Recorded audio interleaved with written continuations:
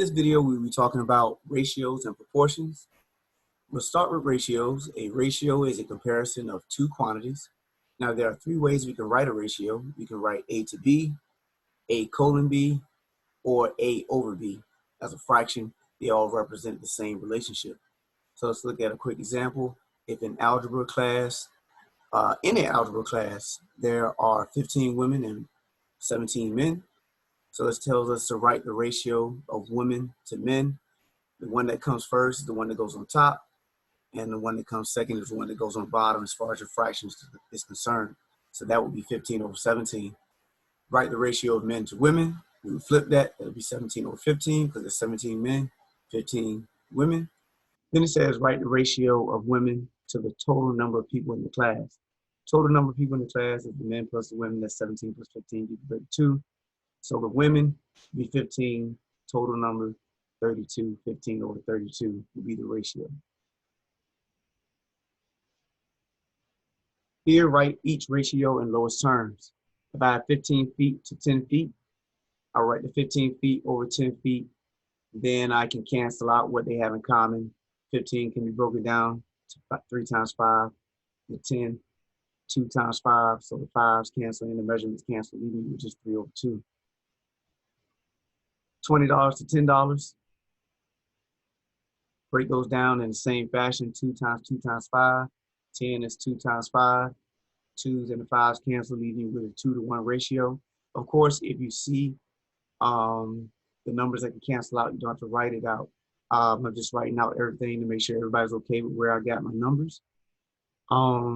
Next one, 2 1/4 to 3 1/2. So we can turn those mixed numbers into improper fractions after we set it up as ratio. We have 2 1/4 over 3 1/2. To turn them into improper fractions, 2 times 4 plus 1 over that same 4, that'll be 9 over 4. 3 times 2 plus 1 over that 2, which would be 7 over 2. Now we have this divisional sign right here. That divisional bar is the same thing as this divisional sign. This is written vertically. I decided to write it horizontally, so it's the same representation of the division process. But what this allows to happen is that, remember, whenever you divide by a fraction, you're going to multiply by the reciprocal. So division turns to multiplication, and I flip 7 over 2 into 2 over 7. So I have 9 over 4 times 2 over 7. I can go ahead and cancel out the 2 that's in common with the top and bottom, leaving a 1 here and a 2 here. So that'll be 9 times 1 on top, which is 9, 2 times 7 on bottom, which is 14. Proportion. Proportion is just a statement that two ratios or rates are equal. So they gave us this exercise, write the proportion as a statement, or write the proportion for each statement. Forgive me. 5 is to 12 as 30 is to 72. That just means you'll write 5 over 12 equals 30 over 72. 240 miles is to 4 hours as 300 miles is to 5 hours. So you write 240 miles over 4 hours, 300 miles over 5 hours, and set them equal to each other. Determining whether two ratios form a proportion. We will use a cross multiplication relationship that says that if I have two fractions that are equal to each other, A over B equal to C over D. If I multiply the denominators to the opposite numerators, in other words, take my denominators up, A times D will be equal to B times C. So that will always be the case if I have an actual proportion. So if I have 2/3 equal to 12 over 18, 12 18ths, take my denominators up to the opposite numerator. That'll be 2 times 18, 3 times 12.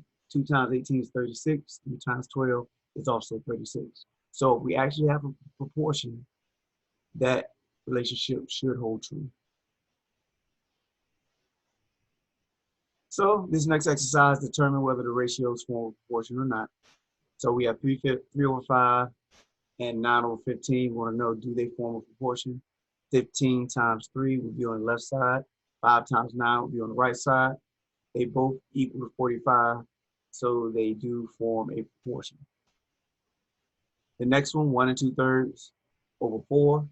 10 over 5 over 2, 5 and 1/2, excuse me. Do your cross multiplication, 1 2/3, 5 and 1/2 will be on the left side, 4 times 10 will be on the right side, 4 times 10 is 40.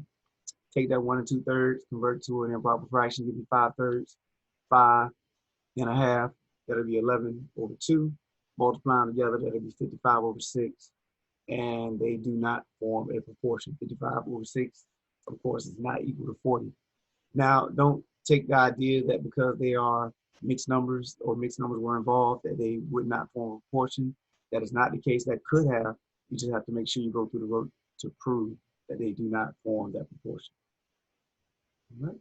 So if I want to take that same idea and use that to solve, if I'm missing one of those numbers, 1 out of the 4, I can use that cross multiplication relationship to solve. So if I have x over 13 equals 6 over 39, cross multiply, that will be 39 times x on the left, 13 times 6 on the right. That will give me 39x equals 78. 39x equals 78. Now to solve for x, I divide by 39.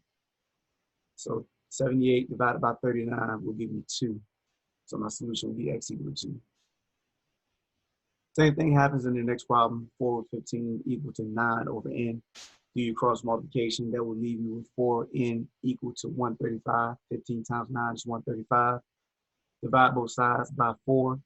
And depending on what type of answer you want, 135 over 4 will not reduce, so that's okay to leave it that way. Or if you want to turn it into a mixed number, 33 3/4. Or if you want to convert to a decimal, 33.75. All three of those answers would be fine.